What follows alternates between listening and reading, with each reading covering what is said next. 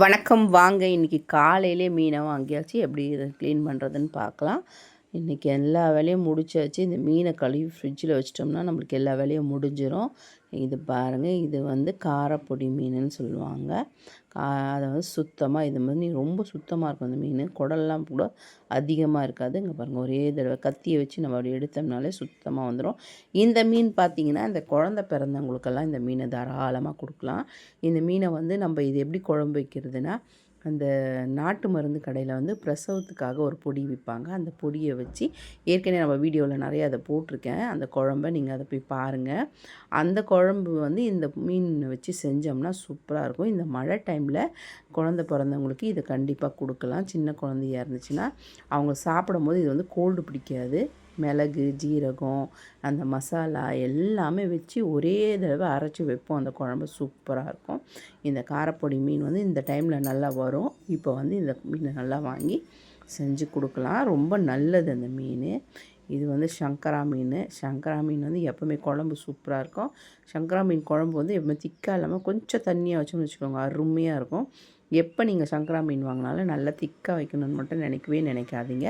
இந்த மாதிரி அருமையாக சும்மா ஒரு புளி கொஞ்சம் கம்மியாக வச்சு, தக்காளி கொஞ்சம் ஜாஸ்தி வச்சு, நல்ல மிளகாத்தூள் எல்லாம் போட்டு கொஞ்சம் தண்ணியாக வச்சு பாருங்களேன். அப்போ நீங்கள் சொல்லுவீங்க இந்த சங்கரா மீன் அருமையான சங்கரா மீன். இது சங்கரா மீன் வந்து சீக்கிரம் உடையும். அதனால் மீனை போட்டதும் ஒரு 10 நிமிஷம் நல்ல சிம்மில் வச்சுட்டு அதுக்கப்புறம் இறக்கிட்டாலே மீன் சூப்பராக வெந்துடும். இது கழுவுறது கொஞ்சம் கஷ்டம். ஏன்னா நிறைய பெறால் இருக்கும், சைடில் முள்ளெல்லாம் நிறைய இருக்கும். இது எல்லாத்தையுமே கட் பண்ணணும். 2வது இது வந்து குடலை எடுக்கிறது பெரிய கஷ்டம். ஏன்னா இது வந்து அப்படியே பிடிச்சிட்ருக்கும் அந்த குடலை, அதை எடுக்குது. இந்த மாதிரி மெலிசாக ஒரு கத்தி வச்சுக்கோங்க. இந்த மாதிரி ஒரு கோடு போட்டுட்டு உள்ளே அந்த கத்தியவே வச்சு அதை எடுத்திங்கன்னா சூப்பராக எடுத்துடலாம். கையில் எடுக்கணுன்னா கொஞ்சம் கஷ்டமாக இருக்கும். அந்த கத்தியவே நம்ம திருப்பி அந்த கத்தியை உள்ளே விட்டோம்னு வச்சுக்கோங்க, அது அழகாக பாருங்கள் இந்த மாதிரி அந்த கத்தியை திருப்பிக்கிட்டு அந்த குடலை எடுத்தோம்னா கீழே வரைக்கும் அப்படியே கொண்டு போனால் சூப்பராக வந்துடும். அவ்வளோதான். இதில் கொஞ்சம் இருக்கும். அந்த அழுக்கு நம்ம அது இருந்துச்சுன்னா மீன் சாப்பிடும் போது லைட்டாக நமக்கு கசக்கும். அதனால தான் நம்ம வந்து இந்த மீனை வந்து நல்லா சுத்தமாக பண்ணணும். இந்த மாதிரி கருப்பாக இருக்கும். இதில் வந்து வெள்ளையாக இருக்கும். எல்லா மீனும் கருப்பாக இருக்குன்னா சங்கரா மீனில் கொஞ்சம் வெள்ளையாக இருக்கும். அவ்வளோதான் பாருங்கள், சூப்பராக க்ளீன் ஆகிடுச்சு. அடுத்தது என்ன மீனுன்னு பார்த்துடலாம் வாங்க. அடுத்து என்ன மீன், நாமப்பாறை தான் எடுப்பேன்னு நினைக்கிறேன். ஆமாம், எனக்கு ரொம்ப பிடிச்ச மீன் இந்த மீன் நாமப்பாறை. சூப்பராக இருக்கும். மீன் ஒன்றும் அவ்வளோ டேஸ்ட்டெல்லாம் இருக்காது. ஆனால் இந்த மீன் எவ்வளோ நேரம் கொதித்தாலும் உடையாது, அருமையாக இருக்கும். இந்த மீனும் வந்து நம்ம நல்லா தண்ணியாக தேங்காய் வைக்கக்கூடாது. இந்த மீனுக்கு தேங்காய் இல்லாமல் சூப்பராக வச்சோம்னா குழம்பு அருமையாக இருக்கும். இதுவும் ரொம்ப சிம்பிள். அந்த காரப்பொடி கழுவணும் பாருங்கள், அந்த மாதிரி தான் இதுவும் சுத்தமாக இருக்கும். இந்த மீன் குடலும் டக்குன்னு கழுவி எடுத்துல. இதில் பெறால்லாம் இருக்காது, அதனால் சீக்கிரமாக கழுவி நம்ம எடுத்துருவோம். இது பார்த்திங்கன்னா நகர மீன். இது வந்து சங்கரா மீனோட ரொம்ப கஷ்டமானது கொஞ்சம். இது பெறால், அது சங்கராவில் கொஞ்சம் நைஸாக இருக்குது. பெறால்னா இது வந்து ரொம்ப ஹார்டாக இருக்கும். இந்த பெறால் கொஞ்சம் இந்த மாதிரி கத்தியை முனையை பிடிச்சிக்கிட்டு லைட்டாக இந்த மாதிரி எடுத்தோம்னா சூப்பராக அதுவும் நமக்கு நல்லா க்ளீனாக வந்துடும். இதுலேயும் கொஞ்சம் பார்த்திங்கன்னா கருப்பாக இருக்கும் இதோட குடல். அதை வந்து நம்ம சுத்தமாக நல்லா க்ளீன் பண்ணணும். நம்ம அப்படியே போட்டோம்னா அந்த ஒரு மாதிரி கவுச்சி வாசனையும் இருக்கும். ப்ளஸ் அந்த மீனை நம்மளால் சாப்பிடும்போது கசப்பு தன்மை அதிகமாக இருக்கும். அதனால் இந்த மீனை வந்து நல்லா சுத்தம் பண்ண பாருங்கள். இதுவும் கொஞ்சம் ஹார்டாக தான் இருக்கும்.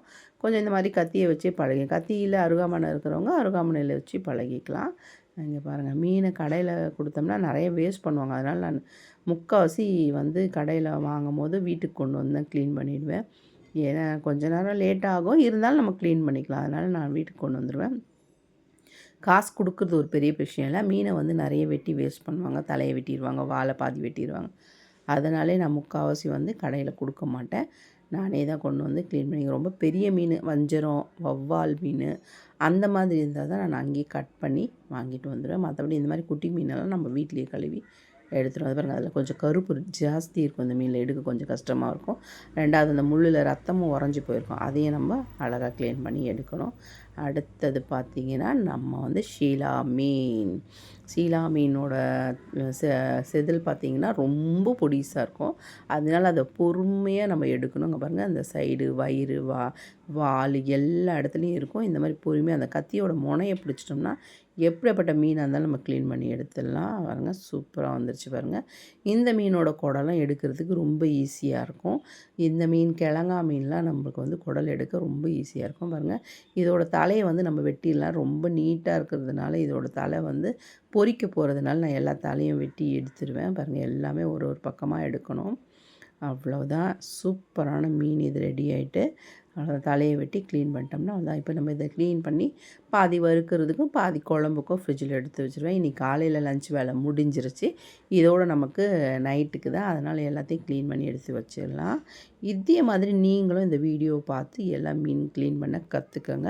கற்றுக்கிட்டிங்கன்னா கண்டிப்பாக கமெண்டில் சொல்லுங்கள். இந்த மீனை நான் வந்து அம்மா நான் இந்த மீனை சுத்தமாக க்ளீன் பண்ண கற்றுக்கிட்டேன் அப்படின்றத எனக்கு கமெண்டில் சொல்லுங்கள். ரொம்ப பெரிய வேலைலாம் கிடையாது. கண்ணு பார்த்தா கை செய்யணும், அதுதான் வேலை. ஏன்னா அப்போ தான் நம்ம வந்து ஷார்ப்பாக இருக்கிறோம் அப்படின்றது எல்லாம் நமக்கு தெரியும். எப்போவுமே எந்த வேலையாக இருந்தாலும் நம்ம பார்த்த உடனே கற்றுக்கணும். வீடியோ பிடிச்சிருந்தால் லைக் பண்ணி, ஷேர் பண்ணி, கமெண்ட், சேனலை சப்ஸ்கிரைப் பண்ணுங்கள்.